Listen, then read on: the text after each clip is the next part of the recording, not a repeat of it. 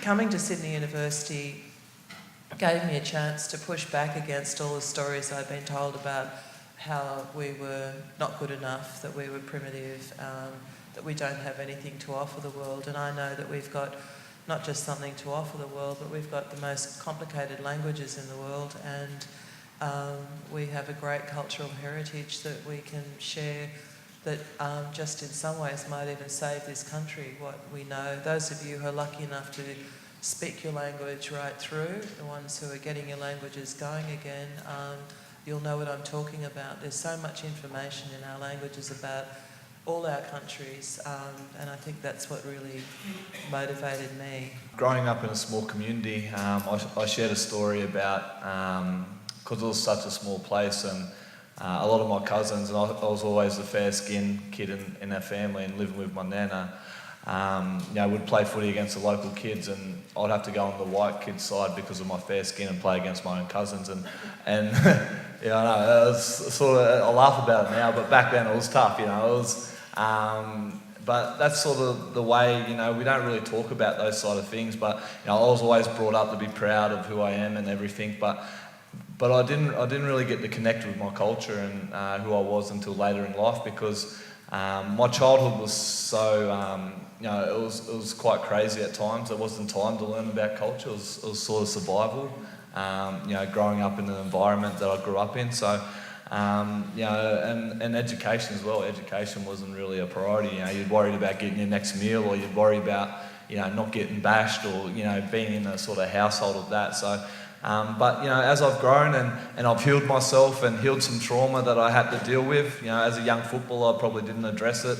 I didn't know how to address it, but come to a stage there where I got my contract ripped up for off-field behaviour, and I sort of had to address some demons. And along that journey, I sort of wanted to work on myself and where I'm from, and and learn really who I was and create that new identity that I wanted to be. And I'm still on that path. I'm not perfect. I still have my slip-ups, but identity's been a big part of me, and connecting to culture's been a big part of that. And I left home at 14, right? And so sometimes people look at us now in our strong, esteemed, wonderful, gorgeous spaces, of doing stuff, right? And of being successful, whatever that means, of achieving stuff and having good jobs, right? But it's been a hell of a long journey, I think, for all of us.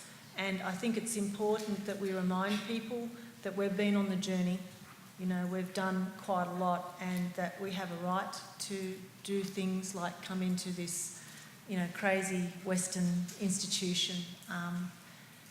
But the thing that made the difference for me is that when I was 14 and living very rough, so they call it couch surfing now, whatever, it was because someone approached me and said, I think you can do better than this.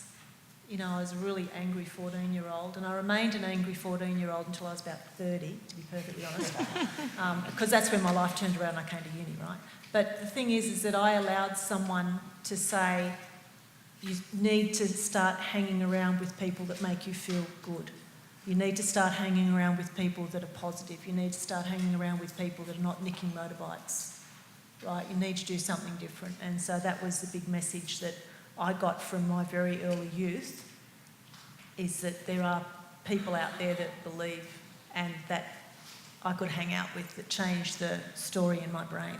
For myself to be in a position to be able to support my family now, I actually had to probably not give up on them, but kind of step away and try and look after them or their needs, which was a hard thing to do, especially when I got siblings and uncles and aunties in jail and doing the wrong thing and whatnot. And I actually had to step away to make myself better, which is it's a really difficult thing to do, because I wish I could stay there and be there for my sister and do that type of thing and be there for family. But for me to be better, to be financially supportive and to be a bit more smarter up here too, I had to go away and focus on myself. I had to be a little bit selfish. All of my dad and his brothers and sisters grew up in a 2-bedroom house, and just seeing how my nan worked so hard all of her life, and so did my dad, just to show an example to me, just to say that we're doing the hard yards to make it easier for you.